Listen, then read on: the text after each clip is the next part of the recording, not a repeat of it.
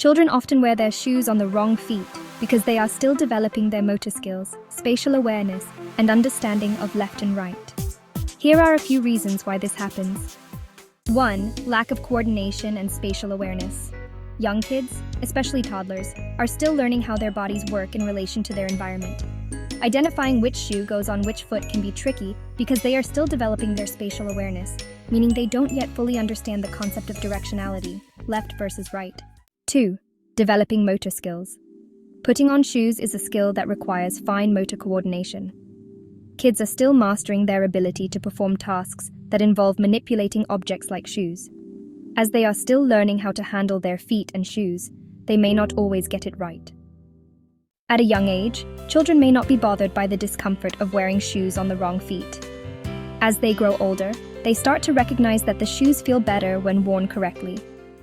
Wearing shoes on the wrong feet can be part of a learning process.